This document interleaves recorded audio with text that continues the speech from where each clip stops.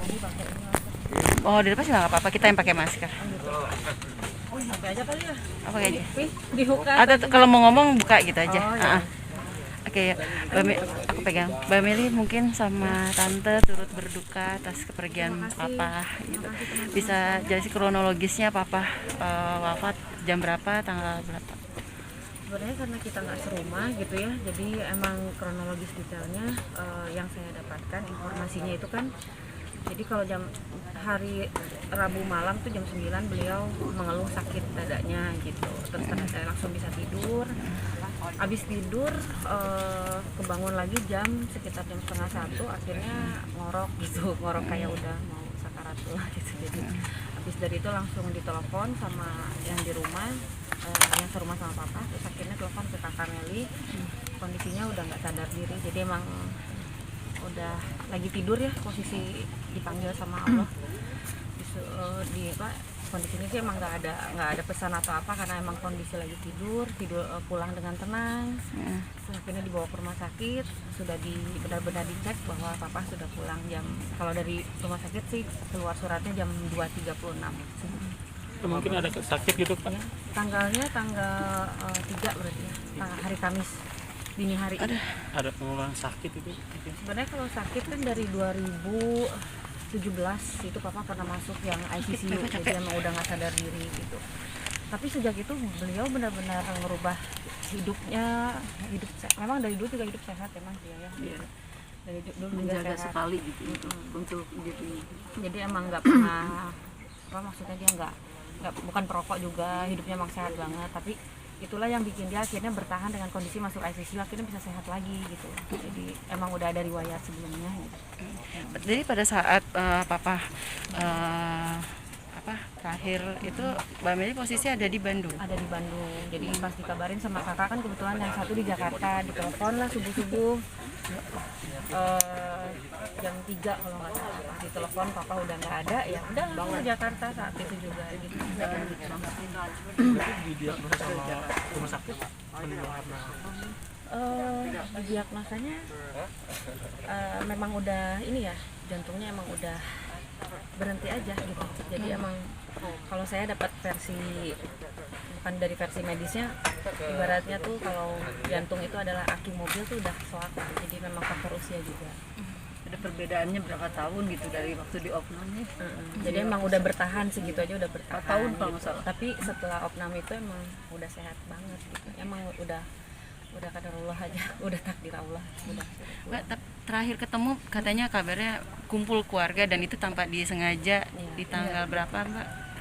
Jadi kan memang kita kan kebetulan ya udah rencana sebenarnya dari akhir tahun kemarin, aku sama suami juga udah bilang pengen kumpul yuk gitu, Papa, semua anak cucu semuanya gitu, karena kan memang sama mama juga udah nggak bareng gitu. Jadi tapi karena kita satu keluarga, gimana caranya tetap bisa ada hubungan bersilaturahmi. Jadi dari akhir tahun tuh ada aja kendala, entah aja suami tiba-tiba masuk rumah sakit kena malaria lah, terus weekendnya aku ada kerjaan.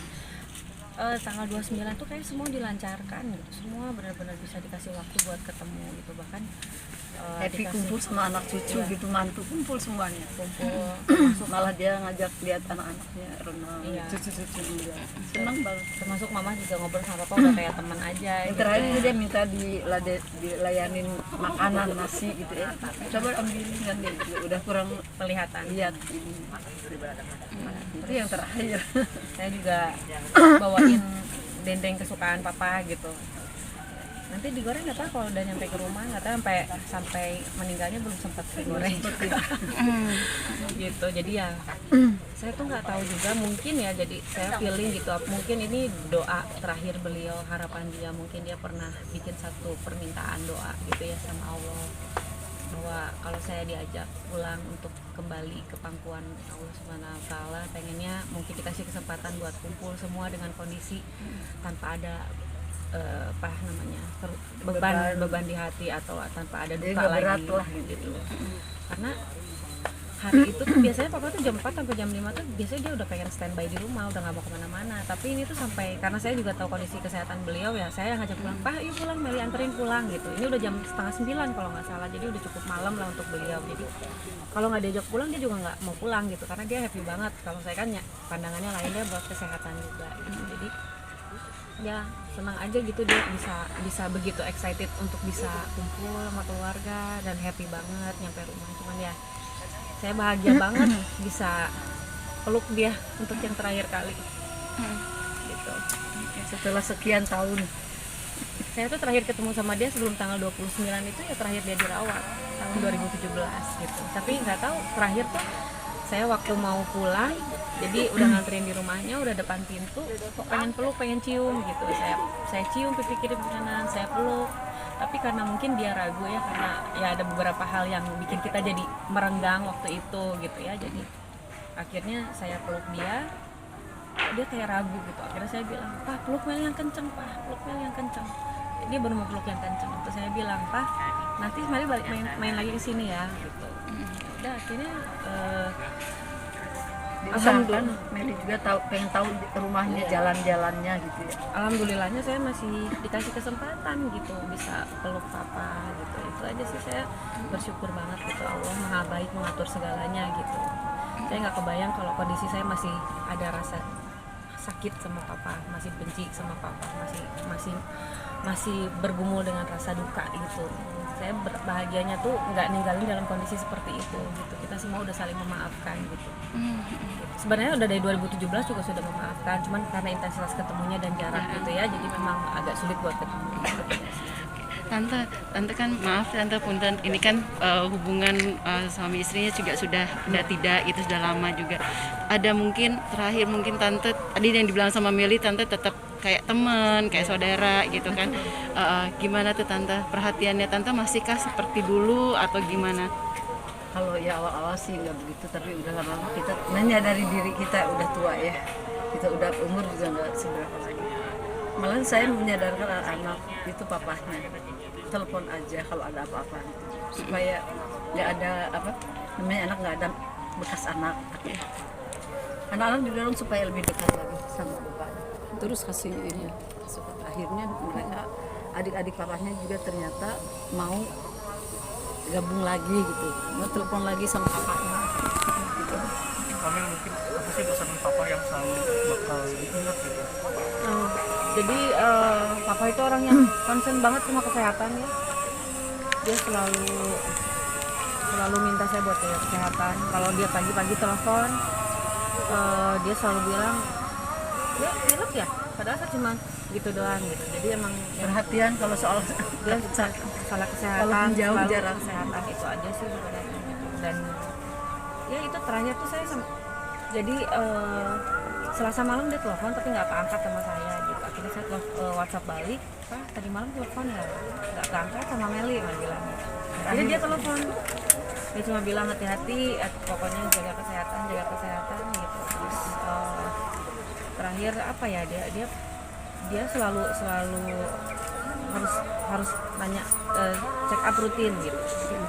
Kameli 2017 akhirnya Kameli memaafkan dan membuka diri untuk ya udah ini papa, kesalahan papa ataupun kesalahan semuanya. Apa akhirnya Kameli membuka diri itu sendiri disebabkan karena mungkin papa juga udah sakit-sakitan atau seperti apa Kameli?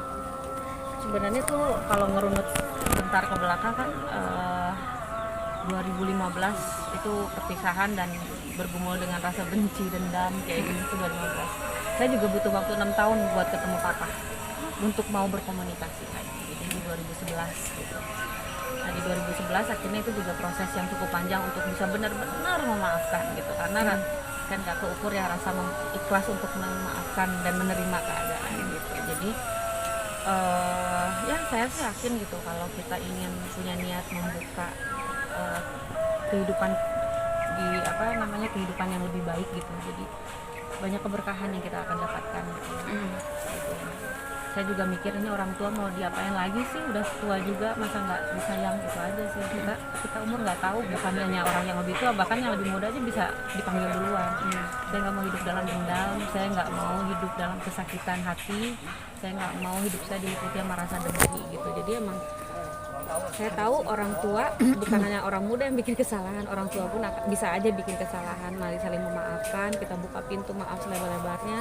Dan yang paling penting saya pengen tetap menyayangi dan menghormati orang tua saat dia masih ada, itu aja. Apapun kondisi dia waktu itu gitu. Itu aja sih, sesimpel itu aja. Oke, Gitu.